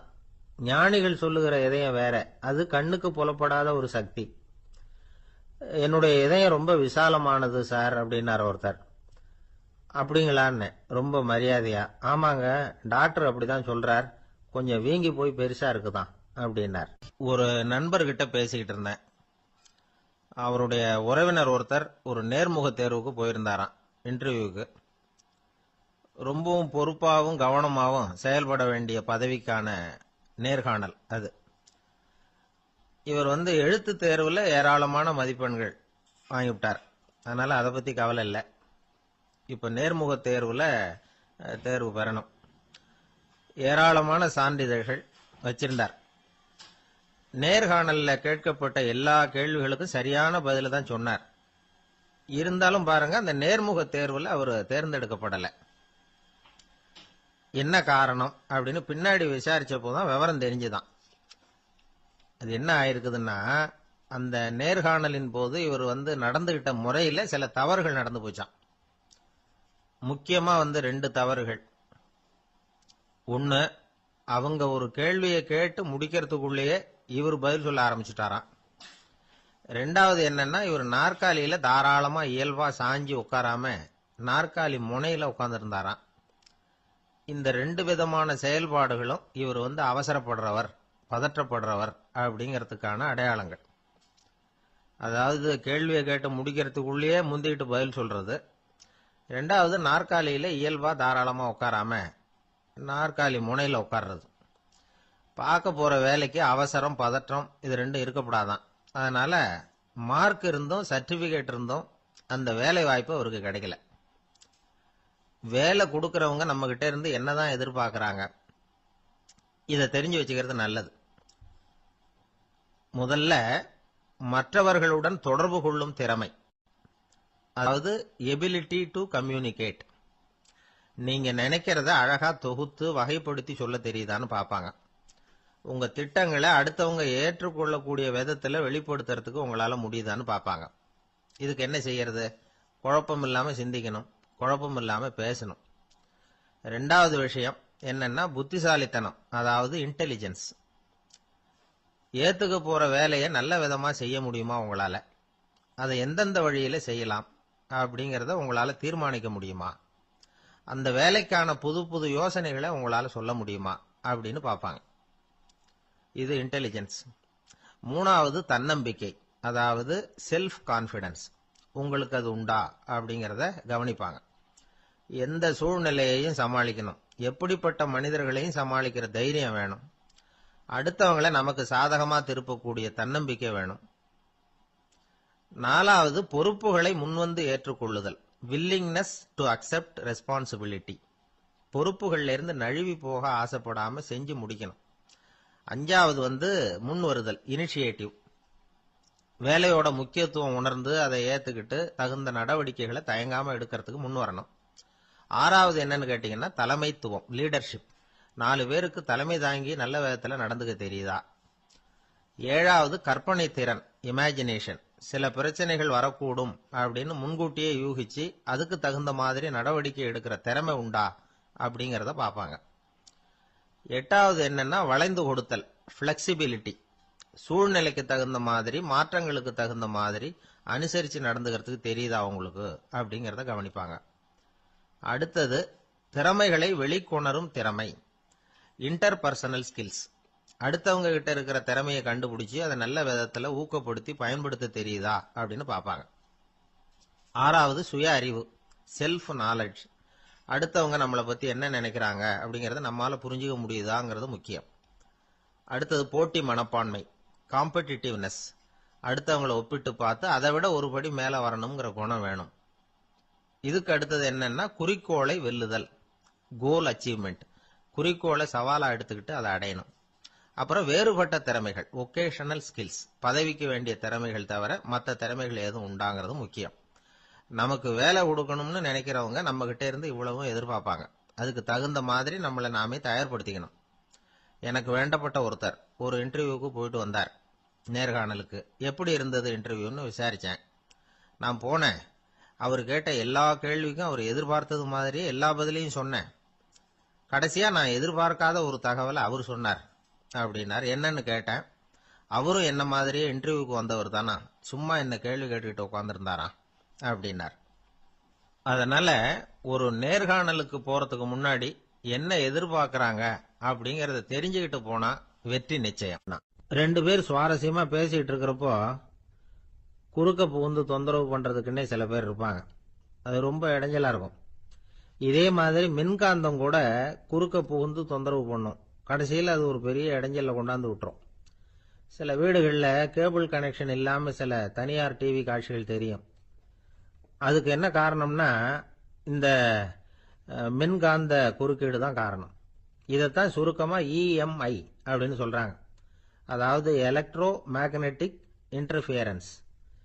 இது ஏற்படக்கூடிய இடங்கள் எது எதுன்னு எடுத்துக்கிட்டா அது ஒரு பெரிய பட்டியலாவே போயிடும். இந்த இஎம்ஐ தொந்தரவு கேபிள் டிவியில மட்டும்தான் இல்லை, ராக்கெட் ஏவுதளத்தில் உள்ள ரேடார்கள், அங்க உள்ள சில சக்தி வாய்ந்த தொலைத்தொடர்பு சாதனங்கள், விமான தளங்களில் உள்ள ரேடார்கள், கப்பல் தளங்களில் பொருத்தப்பட்டிருக்கக்கூடிய சக்தி வாய்ந்த ஆண்டனாக்கள், இப்படி நிறைய சொல்லலாம். காவல் நிலையங்களில் பயன்படுத்தப்படுகிற வயர்லெஸ் தொடர்பு சாதனங்கள் கூட ஓரளவுக்கு இந்த மின்காந்த அலைகளை வெளியிடும். நம்ம வீட்டில் உட்காந்துக்கிட்டு ரேடியோ கேட்டுக்கிட்டு இருப்போம் அல்லது டிவி பார்த்துக்கிட்டு இருப்போம். அந்த சமயத்தில் பக்கத்து தெருவில் ஒரு மோட்டார் சைக்கிள் அல்லது காரு, குறிப்பாக பெட்ரோல் இன்ஜின், அது போறப்ப அதில் உள்ள மின்காந்த மின்கலத்தில் அதாவது மேக்னெட்டோ பேட்டரியிலிருந்து வெளிப்படுகிற மின்காந்த அலை இங்க டிவியிலையும் ரேடியோவிலையும் கரகரப்பை உண்டு பண்ணும். சரி, இது பெருசா என்ன இடைஞ்சல உண்டு பண்ணிட போகுது அப்படின்னு நாம அலட்சியமா நினைக்கலாம். வயசானவங்களுக்கு மறதி நோயின்னு ஒன்று வரும்ல, அல்ஷமீர், அதாவது மூளையில உள்ள செல்கள் செயலிழந்து போயிடுறது. அது செய்ய வேண்டிய வேலையை மறந்துடும். மனைவியே எதிரில் நின்னா கூட உன்னை எங்கேயோ பார்த்தது மாதிரி தெரியுதே அப்படின்னு சொல்லிட்டு இருப்பாங்க. அப்படி ஒரு மறதி. இந்த விசித்திரமான நோய்க்கு இதுவரைக்கும் மருந்தே இல்லைன்னு வேற சொல்றாங்க. இந்த மைக்ரோ ஓவன் அப்படின்னு சொல்லக்கூடிய சமையல் அடுப்புகள் கூட மின்காந்த அலைகளை வெளியிடுது. சமயத்துல சில தொழிற்சாலைகள்ல கூட பெரிய விபத்துக்களை இந்த இஎம்ஐ உண்டு பண்ணிவிடும். இத பத்தி தீவிரமா சிந்திக்க ஆரம்பிச்சதே ஒரு விபத்துக்கு பிறகுதான். அமெரிக்காவுக்கும் வியட்நாமுக்கும் இடையில போர் நடந்ததே, அந்த சமயம் அமெரிக்காவுக்கு சொந்தமான விமானம் தாங்கி கப்பல் ஒண்ணு வியட்நாமை தாக்கறதுக்கு தயாரா ஏவுகணைகளோட கடல்ல நிறுத்தி வைக்கப்பட்டிருந்தது. தற்செயலா அந்த பகுதியில கப்பல் தொலைத்தொடர்பு பகுதிக்கு அருகில ஊடுருவிய இந்த சக்தி வாய்ந்த ரேடியோ அலைகள் ஏவுகணையில இருந்த மின்னணு சர்க்கியூட்டை பூர்த்தி செஞ்சு வச்சுட்டுது. அவ்வளவுதான், ஏவுகணை அங்கேயே வெடிச்சு சிதறி போச்சு. 130 பேர் அந்த இடத்திலேயே உடல் கருகி செத்து போட்டாங்க. ஏகப்பட்ட பொருள்கள் நாசம். இந்த விபத்துக்கான காரணம் என்னங்கிறத உடனடியா யாராலையும் கண்டுபிடிக்க முடியல. ரொம்பவும் கடுமையா முயற்சி பண்ணி கடைசியா கண்டுபிடிச்சாங்க, இது இந்த இஎம்ஐ வேலை தான் அப்படின்னு. மின்னணு தொலைபேசிகள் இருக்க, இதுல பேசும்பொழுது நம்ம காதை அதாவது செவியை ஊடுருவக்கூடிய மின்காந்த அலையானது மூளைக்கு போய் அங்க மூளை கட்டிகளை உருவாக்க ஊக்கம் கொடுக்குது அப்படின்னு வேற கண்டுபிடிச்சிருக்கிறாங்க. இந்த இஎம்ஐ ரொம்ப குறைஞ்ச மின்காந்த அழுத்தத்துல நமக்கு எந்த பாதிப்பையும் ஏற்படுத்துறதில்லை. மின்காந்த அலைகள் அழுத்தத்தோட இருக்கிற இடங்கள்ல ரொம்ப நேரம் இருந்தோம்னா நம்ம உடம்பின் வெப்பநிலை 2 டிகிரி செல்சியஸ் வரைக்கும் அதிகரிக்குதாம். அதனால வெப்பநிலையை சீராக்கிறதுக்கு இதய துடிப்பும் அதிகரிக்குது. இப்படிலாம் கண்டுபிடிச்சிருக்கிறாங்க. இப்பெல்லாம் இந்த மின்காந்த குறுக்கீடுகளை தடுக்கிறது எப்படி அப்படின்னு விஞ்ஞானிகள் யோசனை செய்ய ஆரம்பிச்சிருக்கிறாங்க. இந்த விஷயத்துல அலட்சியமா இருந்தோம்னா எதிர்காலத்துல நிறைய பேருக்கு இந்த ஞாபக மறதி நோய் வந்துடும். அப்புறம் அது ரொம்ப கஷ்டமா போயிடும். ஒரு குடும்ப தலைவர் தன் மனைவியை பார்த்து, யார் நீ, உன்னை எங்கேயோ பார்த்தது மாதிரி இருக்குதே அப்படின்னு சொல்லிட்டு இருந்தார். உடனடியாக அவரை போய் பார்த்தேன். வாங்க டாக்டர்கிட்ட போகலாம் அப்படின்னு. அவரு என்னை தனியா அழைச்சிட்டு போய் காதோட காதா மெதுவா சொல்றார், இத பார்ப்பா, என் கையில பணம் இல்லாத போகலாம், அப்படி மறதி நோய் வந்துட்டது மாதிரி நடிச்சுக்கிட்டு இருப்பேன், அவ்வளவுதான், அதை நீ கண்டுக்காத அப்படின்னார். அங்க ஒரு புதர் தெரியுது இல்லையா, இந்த புதருக்குள்ள ஒரு சிங்கம் இருக்கு. அந்த பக்கமா நான் போறப்போ வர்றப்போலாம் அது என்கிட்ட ஒம்பு வளர்க்குது, தகராறு செய்யுது, என் மேல பாயுது, என்னை தாக்குது, ஏன்னு தெரியல அப்படின்னுது. இதை கேட்டதும் அந்த குரங்கு சொல்லிச்சு, இனிமே கவலைப்படாத, இந்த தடவை நான் உன்னை காப்பாத்துறேன்னுது. அதுக்கப்புறம் ஒரு நாள் அந்த குரங்கும் கழுதியும் அந்த புதர் பக்கமா போய்கிட்டு இருந்தாங்க. எதிர்பார்த்தது மாதிரியே நடந்தது. இந்த சிங்கம் எதிரில் வந்தது, கழுதியை பார்த்தது, உடனே அது மேல பாய ஆரம்பிச்சுட்டுது. அவ்வளவுதான். உடனே இந்த குரங்கு என்ன பண்ணுச்சு தெரியுமா, கிடுகிடுன்னு ஒரு மரத்து மேல ஏறி உட்காந்துக்கிட்டது. அங்க உட்காந்துக்கிட்டு கீழே அந்த கழுதியும் சிங்கமும் போடுற சண்டையை வேடிக்கை பார்க்க ஆரம்பிச்சுட்டுது. கொஞ்ச நேரம் கழிச்சு அடிபட்ட காயத்தோட அந்த கழுதை மெதுவா நடந்து வந்தது. குரங்கும் மெல்ல மரத்தை விட்டு கீழே இறங்குச்சு. இப்ப கழுதை கேட்டுது, என்னை காப்பாத்துறேன்னு சொல்லிவிட்டு காலை வாரி விட்டுட்டியே, நீ பாட்டுக்கு மரத்து மேல ஏறி உட்காந்துக்கிட்டே, இது நியாயமானது. குரங்கு பரிதாபமா அதை பார்த்தது. நான் மரத்து மேல இருந்து நீங்க 2 பேரும் சண்டை போட்டதை பார்த்துக்கிட்டு தான் இருந்தேன்.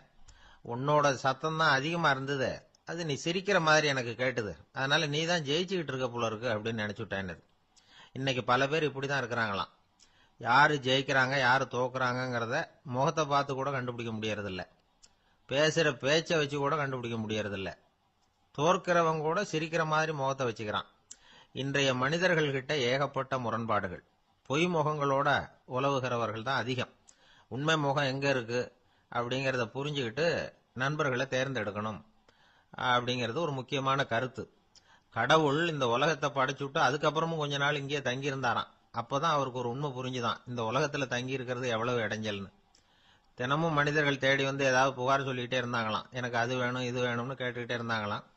சில பேர் வந்தாங்க, நாங்க விவசாயம் பண்றோம், தண்ணி இல்லாம பயிர் காயுது, எங்களுக்கு மழை வேணும் அப்படின்னாங்க.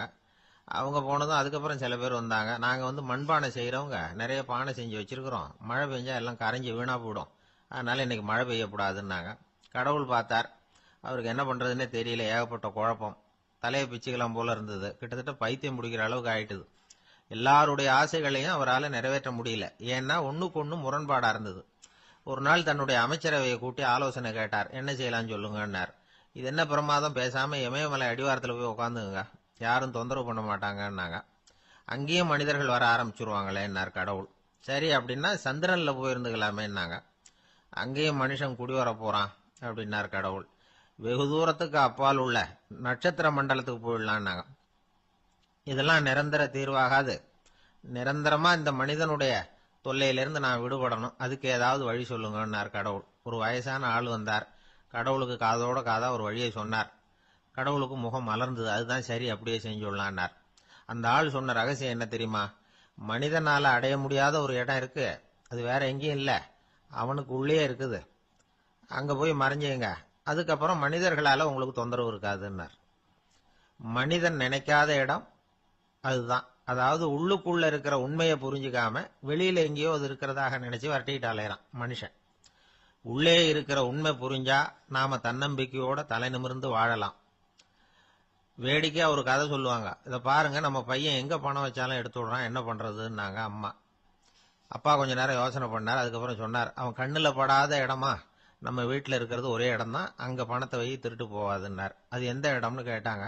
அதுதான் அவன் பாட புஸ்தகம், அதுல வச்சிரு, அவன் தொடவே மாட்டான். பாட புத்தகத்தை தொடாம பரீட்சையில வெற்றி பெற முடியாது அப்படிங்கறத புரிஞ்சுக்கணும். உள்ளே இருக்கிற உண்மையை தொடாமல் வாழ்க்கையில வெற்றி பெற முடியாது. அதனால உண்மையை புரிஞ்சுகிட்டா வாழ்க்கையில வெற்றி நிச்சயம். இமயமலை அடிவாரத்துல ஒரு மடம், அங்க ஒரு சன்னியாசி இருந்தார். அவர்கிட்ட ஒருத்தர் வந்தார். சுவாமி, ஆசைய உதற நினைக்கிறேன், முடியல, ஊட்டிக்கிட்டே வருது அப்படின்னாராம். இப்படி உட்கார, ஒரு கதை சொல்றேன் அப்படின்னு சொல்லி அவர் சொல்ல ஆரம்பிச்சாராம். அவர் சொன்ன கதை என்னன்னா, ஒரு ஊர்ல ஒரு ஆள் இருந்தான். அவன் பேரு குப்புசாமி. அவன்கிட்ட எப்பவும் ஒரு பழைய தொப்பி இருக்கும், விடவே மாட்டான். அதனால அவனை எல்லாரும் தொப்பி சாமி அப்படின்னு தான் கூப்பிடுறது வழக்கம். ஒரு புது தொப்பி வாங்கிக்கப்படாதாப்பா அப்படின்னு நண்பர்கள்லாம் சொல்லி பார்த்தாங்க. பணத்துக்கு எங்க போவேன் அப்படின்னு விட்டானா. பணம் வச்சிருக்கான், செலவு பண்ண மனசு வரல, மகா கஞ்சன். பழைய பாட்டில்கள்லாம் வாங்கி வித்துக்கிட்டு இருந்தான். அப்படி ஒரு தடவை பழைய கண்ணாடி சாமான்களை ஏலத்தில் எடுத்தப்போ அதுல ஒரு அருமையான சென்ட் பாட்டில் கிடைச்சது. உடனே ஒரு ஐடியா பண்ணான். அந்த சென்ட்டை சின்ன சின்ன பாட்டில்கள்ல அடைச்சி ஜன்னல் ஓரமா அடுக்கி வச்சுட்டான். அதை வித்தா நிறைய பணம் கிடைக்குமே, அதனால.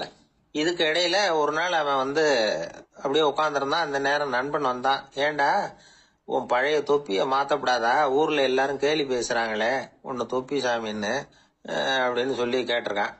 இந்த சென்ட் பாட்டில் வித்ததும் பணம் வரும், அதுக்கப்புறம் பார்க்கலாம் அப்படின்னு நானா இவன். சரி வா, நீச்சல் குளத்துக்கு போயிட்டு வருவோம் அப்படின்னு கூப்பிட்டுருக்கான் நண்பன். 2 பேரும் போனாங்க. அதே நேரம் அந்த ஊர் நீதிபதியும் அங்க குளிக்க வந்தாராம். அவர்கிட்ட இருந்தது விலை வசந்த ஒரு புது தொப்பி. அதை அங்க இருந்த ஸ்டாண்ட்ல மாட்டிவிட்டு குளிக்க போனார். இதுக்கிடையில குப்புசாமி குளிச்சுட்டு வந்தான். அவனுடைய பழைய தொப்பியை காணல. அந்த புது தொப்பியை பார்த்தா இது நண்பனுடைய வேலை தான் அப்படிங்கறதாக புரிஞ்சுக்கிட்டு அதை எடுத்து மாட்டிட்டு வந்துட்டான். நீதிபதி குளிச்சுட்டு வந்து பாக்குறாரு, தொப்பியை காணும். போலீஸ்ல புகார் கொடுத்தார். அவங்க தேடினாங்க. ஒரு மூலையில பழைய தொப்பி கிடைச்சது. அடடா, இது நம்ம குப்புசாமியோட தொப்பி இல்லையா அப்படின்னு நானா ஒருத்தன். உடனே அவன் வீட்டுக்கு தேடிட்டு போயிருக்காங்க. அங்க போய் பார்த்தா புது தொப்பி அங்க இருக்குது. உடனே அவனுக்கு 1000 ரூபாய் அபராதம் போட்டாங்களாம். அவன் பணத்தை கட்டிவிட்டு ரொம்ப எரிச்சலோட வீட்டுக்கு வந்தான். பழைய தொப்பி கண்ணுல பட்டது. மறுபடியும், உன்னாலதானே எனக்கு 1000 ரூபாய் நஷ்டம் அப்படின்னு சொல்லி அதை எடுத்துக்கிட்டு அப்படி போயிருக்கான். அந்த ஊர் குளத்துல வீசி எரிஞ்சுட்டு வந்துட்டான். அது மீன் பிடிக்கிற ஒருத்தன் கையில சிக்கிச்சு. அவன் வர்ற வழியில அதை எடுத்து வேகமா வீசி எறிஞ்சான். அது நேரா குப்புசாமி வீட்டு ஜன்னல் வழியா உள்ள இந்த சென்ட் பாட்டில்கள் மேல விழுந்து எல்லாம் உடஞ்சி நொறுங்கி போச்சு. குப்புசாமி பார்த்தான். தோட்டத்துல ஆழமா ஒரு குழியை வெட்டினான். அந்த தொப்பியை போட்டான், மூடிவிட்டான். இதை அடுத்த வீட்டுக்காரன் பார்த்தான். ஏதோ புதையல் தான் வச்சிருக்கான் போல இருக்குன்னு நினைச்சான். போலீஸ்ல போய் புகார் கொடுத்துட்டான். மறுபடியும் போலீஸ் குழியை தோண்டினாங்க. பழைய தொப்பி மறுபடியும் வெளியில வந்தது. எல்லாரும் சிரிக்கிறாங்க. அன்னைக்கு ராத்திரியே அந்த தொப்பியை எடுத்துக்கிட்டு நேரா புறப்பட்டான். ஒரு கல்லுல அதை சேர்த்து கட்டி குடிநீர் தொட்டி இருக்கும்ல, அதுல போட்டுட்டு வந்துட்டான். இனிமே என்ன பண்ணும் பாப்போம்னு. ஒரு நாள் திடீர்னு குழாயெல்லாம் அடைப்பட்டு போச்சு. மாநகராட்சி அலுவலர்கள் என்னன்னு பார்த்தா அந்த பழைய தொப்பி குழாயை அடைச்சிக்கிட்டு இருக்குது. இது குப்புசாமியோட தொப்பிங்கிறது தான் எல்லாருக்கும் தெரியுமே. உடனே குடிநீரை பாழாக்கணத்துக்காக குப்புசாமிக்கு கோர்ட்டு 2500 ரூபாய் அபராதம் போட்டுட்டுது. அதையும் கட்டிவிட்டு வெளில வந்தான். கடைசியா முடிவு பண்ணான். ஒரு நெருப்பு குச்சியை கிழிச்சான். தொப்பியை கொளுத்தினான். எரிஞ்சது. எடுத்து வெளில எரிஞ்சான். கொஞ்ச நேரத்துல தீ அணைப்பு படம் வந்துட்டுது. ஆமா, இவன் எடுத்து எரிஞ்சது வெளியில விழுந்து வீட்டு கூரையே பத்திக்கிட்டு எரிய ஆரம்பிச்சுட்டுது.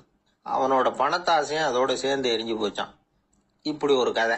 இந்த கதையை சொல்லி முடிச்சார் அந்த இமயமலை அடிவாரத்துல இருந்த சன்னியாசி. இப்ப அந்த குப்புசாமி எங்க இருக்கிறான்னு கேட்டார் எதிரில இருந்தவர். இதோ உன் எதிரிலே இருக்கிறான், நான் தான் அந்த குப்புசாமி அப்படின்னாராம் அந்த சன்னியாசி. அந்த குப்புசாமி கிட்ட இருந்தது மாதிரி ஒரு பழைய தொப்பி நம்ம ஒவ்வொருத்தர்கிட்டயும் உண்டு. அதை எப்படி தொலைக்கிறதுன்னு தெரியாம தடுமாறிக்கிட்டு இருக்கிறோம். அது என்ன தொப்பிங்கிறீங்களா? அதுதான் நம்மை சூழ்ந்திருக்கிற மாயை அப்படிங்கிறார் சுவாமி சின்மயானந்தர். மெய்ஞானம் கிடைக்கிறப்போ மாயை எரிஞ்சு போகும் அப்படிங்கிறது அவருடைய கருத்து. நம்மால் ஒருத்தர் வேகமா ஓடி வந்தார். காலில் மாட்டியிருந்த பழைய செருப்பு ரெண்டையும் ஆவேசமா தூக்கி ஒரு கிணத்துல போட்டுட்டு வெறுங்காலோட நடந்து வந்துகிட்டு இருக்கிறார். ஏன் அப்படி பண்ணீங்க அப்படின்னு கேட்டோம். அந்த செருப்புக்கு சொந்தக்காரன் வந்து பின்னாடி வந்துகிட்டு இருக்கிறான், அதனால அப்படி பண்ணேன் அப்படிங்கிறார் இவர். ஒரு ஆளு ராமகிருஷ்ணரை தேடி வந்தான். அவன் கையில 1000 பொற்காசுகள் வச்சிருந்தான். அதை அவர்கிட்ட கொடுத்து இதை ஏத்துக்கணும் அப்படின்னு ரொம்ப பணிவா கேட்டுக்கிட்டான். அவரு பார்த்தார், இது எனக்கு தேவையில்லை, ஆனாலும் உன்னுடைய மனசை புண்படுத்துறதுக்கு நான் விரும்பல, அதனால நீ கொடுக்கறத வாங்கிக்கிறேன்னார். வாங்கிக்கிட்டார். அப்புறம் கேட்டார், இதை பாரு, இனிமே இதெல்லாம் என்னுடைய இதுதானே அப்படின்னார். ஆமா, அதையெல்லாம் நான் உங்களுக்கே கொடுத்துட்டேன். அவன், சரி, இப்ப நீ எனக்காக ஒரு காரியம் பண்ணணும்னார். என்ன செய்யணும்னு சொல்லுங்கன்னா, இந்த நாணயங்களையெல்லாம் எடுத்துக்கிட்டு போய் கங்கை நதியில எரிஞ்சுட்டு வா அப்படின்னார். இவனுக்கு அதிர்ச்சியா போச்சு. என்ன பண்றது, இனிமே அது முடியாதுன்னு சொல்ல முடியாது. ஏன்னா அந்த நாணயங்களையெல்லாம் அவருக்கே கொடுத்துட்டான். இனிமே அதெல்லாம் இவனுடையது இல்லை. பேசாம அவ்வளவையும் அள்ளிக்கிட்டு ஆத்தங்கரைக்கு போனான். போனவன் ரொம்ப நேரம் திரும்பியே வரல.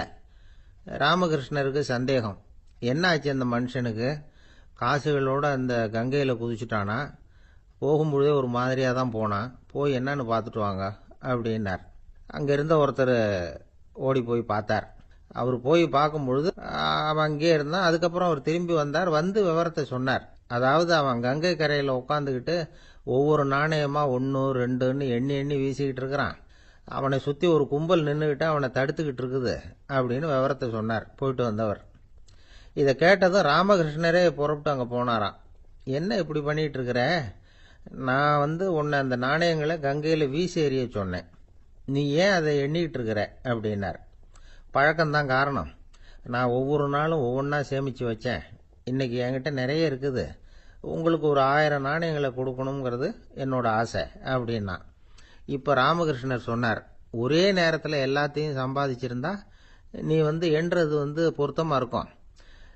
எல்லாத்தையும் இழக்கும் போது ஒவ்வொன்றா எண்ணிக்கிட்டு இழக்கிறதுங்கிறது சரியான செயல் இல்லை. அதனால ஒரே தடவையா எல்லாத்தையும் தூக்கி எறிஞ்சிடும் அப்படின்னார். இது இழப்பது அப்படிங்கிற ஒரு உயர்ந்த நிலை. இதை நாம யதார்த்த வாழ்க்கையில சம்பந்தப்படுத்தி பார்த்து குழப்பிக்கிட்டு இருக்கக்கூடாது.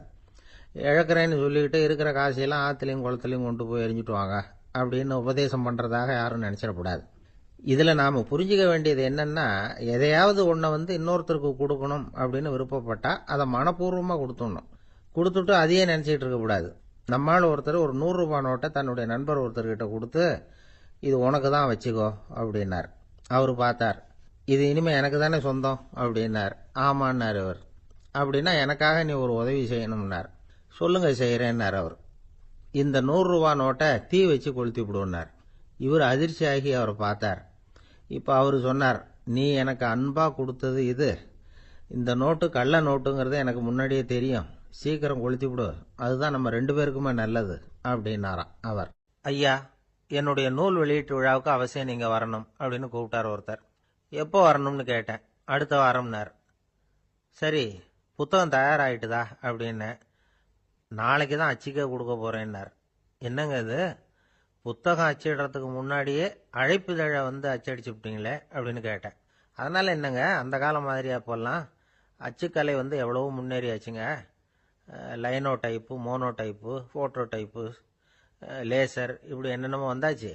இன்னைக்கு கொடுத்தா நாளைக்கே புத்தகம் தயார் அப்படின்னார். இப்படி இந்த அளவுக்கு முன்னேறி இருக்கிற இந்த அச்சுக்கலை ஆரம்பத்தில் எப்படி இருந்தது தெரியுமா? அந்த காலத்துல காகிதம்னா என்னன்னே தெரியாது. அப்படி ஒன்று கண்டுபிடிக்கப்படவே இல்லை. அப்பெல்லாம் எதையாவது ஒன்று எழுதணும்னா அதுக்கு ஆட்டு தோலை தான் பயன்படுத்தி இருக்கிறாங்க. கண்ணுக்குட்டி தோல் கூட அதுக்கு உபயோகப்பட்டு தான். ஐரோப்பாவில் இருந்த பாதிரியார்கள் தோல்ல எழுதப்பட்ட புத்தகத்தை தயாரிக்கிறதுல ரொம்ப கெட்டிக்காரங்களாம். எகிப்து, அப்புறம் மத்திய தரைக்கடல் ஓரத்தில் உள்ள நாடுகள், இங்கெல்லாம் தோல் தான் எழுது பொருளா பயன்பட்டு வந்திருக்குது. ஆனா நம்ம நாட்டில் ஓலைச்சுவடிகளை எழுத்துக்கு பயன்படுத்தி இருக்கிறாங்க. எழுதுறதுக்கு தோலை பயன்படுத்தினவங்க பிறகு பேப்பரைஸ் அப்படிங்கிற கோரை புல்லை அதுக்கு பயன்படுத்தினாங்களாம். இதெல்லாம் அப்படி கொஞ்சம் கொஞ்சமா கண்டுபிடிச்சிட்டு வந்திருக்கிறாங்க. அந்த புல்லை கச்சிதமா நறுக்க வேண்டியது, நல்லா பதப்படுத்த வேண்டியது, அதுக்கப்புறம் அதில் எழுத வேண்டியது, அவ்வளவுதான். பேப்பருங்கிற சொல்லே இந்த பேப்பைரஸ் அப்படிங்கிறதுலேருந்து வந்தது தான். அதுக்கப்புறம் தான் காகிதம் வந்தது. இதை முதல்ல சீன நாட்டில் தான் கண்டுபிடிச்சாங்க. அது வந்த பிறகு அச்சு எந்திரம் கண்டுபிடிக்க வேண்டிய அவசியம் ஏற்பட்டது. அதை கண்டுபிடிச்சவர் ஜெர்மானிய அறிவியல் அறிஞர் ஜான் கூட்டன்பர்க். அச்சு கலைக்கு அடித்தளம் அமைச்சவர் அவர்தான். ஜெர்மனியில மெயின்ஸ் அப்படிங்கிற ஊர்ல 1399 பிறந்தார். அவரோட மாமன் ஒருத்தர் உலோக வேலையில வல்லவர். அவர்கிட்ட இந்த வேலையை கத்துக்கிட்டார். அதோட வைர கற்களை பட்டை தீட்டுறதுலயும் ரொம்ப தேர்ச்சி பெற்றிருந்தார். இளம் வயசுலயே சும்மா இருக்க மாட்டாராம். எதை செஞ்சாலும் அதை திறமையா செய்வாராம். அவர் தான் முதல்ல மர அச்சு எழுத்துக்களை உருவாக்கினார். அது மேல மை தடவி பிரதிகள் எடுத்தார். அதுக்கப்புறம் உலோக எழுத்துக்கள், முதல்ல காரியம், அப்புறம் இரும்பு, அப்புறம் கலப்பு உலோகம். பிறகு அச்சடிக்கிறதுக்கு எந்திரம் ஒன்றையும் உருவாக்கினார். முதல்ல பைபிள் அச்சடிச்சார். 1468 அவர் இறந்து போனார். 16ஆம் நூற்றாண்டுல மேலை நாடுகள்ல இருந்து மர எழுத்துக்களை கொண்டுகிட்டு தமிழ்நாட்டில் கிறிஸ்துவ நூல்களை அச்சிட்டாங்க. அப்பெல்லாம் அச்சகங்கள் போதிய அளவுக்கு இங்க இல்லை. அதுக்கு என்ன காரணம்னா, இந்தியர்கள் அச்சகங்களை நடத்தக்கூடாது அப்படின்னு சட்டம். 1835 வரைக்கும் அந்த சட்டம் நடைமுறையில் இருந்தது. இந்த நிலைமையில அங்கேயும் இங்கேயுமா 1-2 அச்சகங்கள் ஆரம்பமாச்சு. 1713 தரங்கம்பாடியில லூத்தரன் மிஷன் அச்சகம், அதே ஆண்டுல சென்னையில SPCK அச்சகம். இது ரெண்டும் தான் இந்தியாவில் முதல்ல தொடங்கப்பட்ட அச்சகங்கள். ஆட்டுத்தோல்லையும் ஓலைச்சுவடியிலையும் எழுதப்பட்ட எழுத்துக்கள் இன்னைக்கு எங்கேயோ போயிடுது. ஆனா நம்ம ஊர்ல எழுத்தாளர்கள் நிலைமை தான் ஒன்னும் சொல்லிக்கிறது மாதிரி இல்லை.